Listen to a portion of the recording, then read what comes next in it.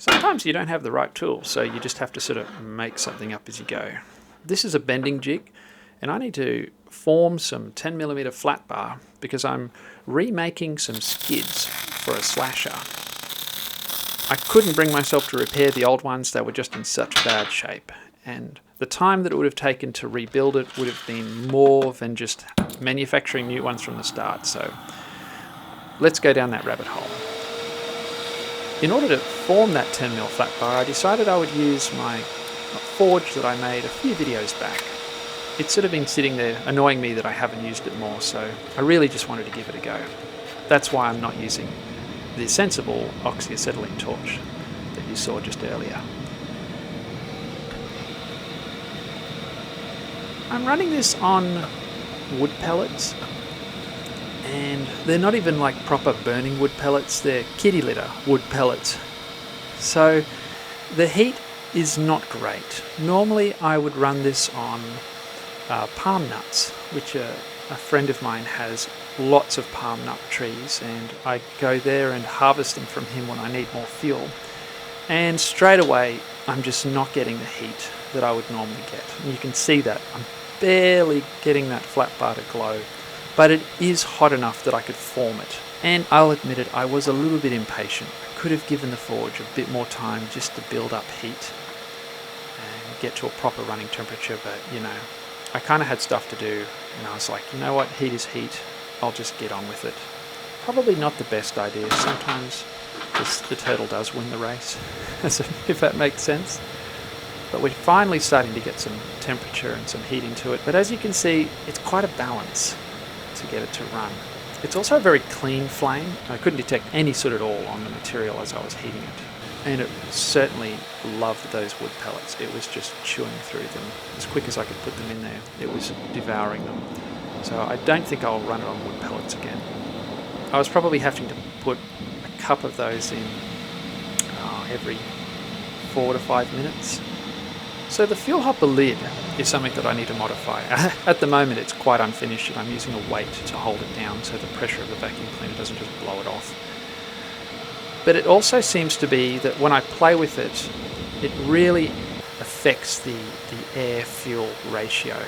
If I wanted an oxidizing flame or a carburizing flame, that seems to be where I'll need to adjust. If I just crack the lid off the slightest bit, it just changes everything. So I'll work something onto that lid. Though that's looking impressive, the forge still is running cold. The burn chamber is only glowing there where the fire is. Normally that whole thing would glow red. So we're really not producing the heat that I know this thing's capable of. But it is enough that I can start to form the sleds.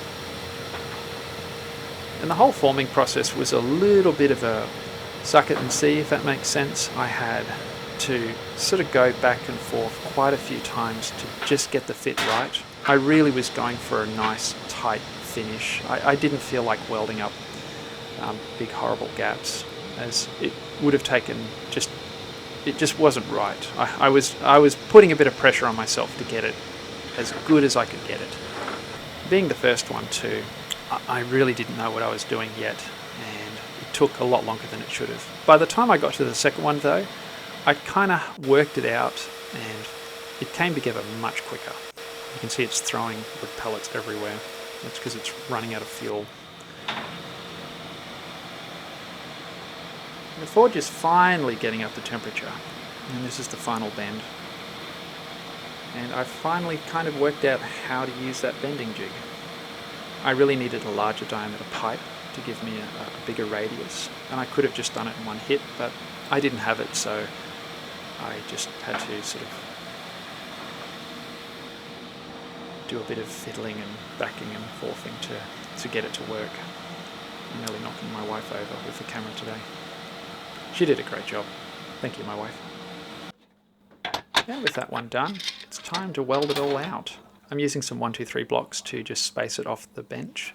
That wasn't quite right to get it in the middle, so I slipped a bit of flat bar under the sleds just to get the height as close as I could to the middle.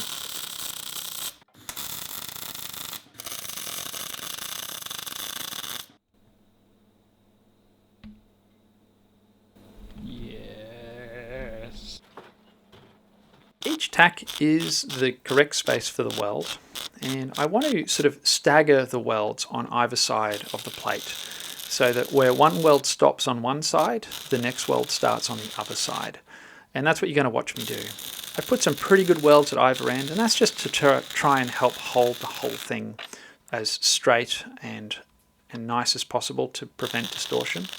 But swapping from one side to the other is actually going to help cancel out the distortion from the other weld on the opposite side. And so that's what I'm doing, working my way down, doing one weld on one side and one weld on the other side. And the little tack you see me do there is just a visual thing for me to show where the last weld stopped. So to keep it all pretty consistent. And the end result was pretty good actually. I was quite happy with how it all turned out. The part was nice and straight, and it fitted nicely straight on the slasher.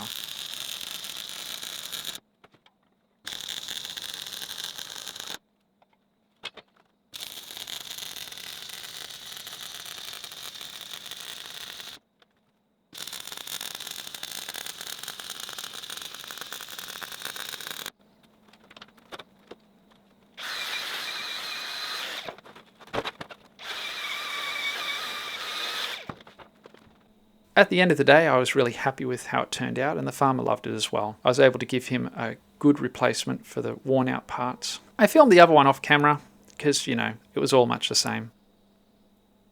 So guys, if you like that, thanks for watching. I really appreciate you turning up, and I'll see you in the next one.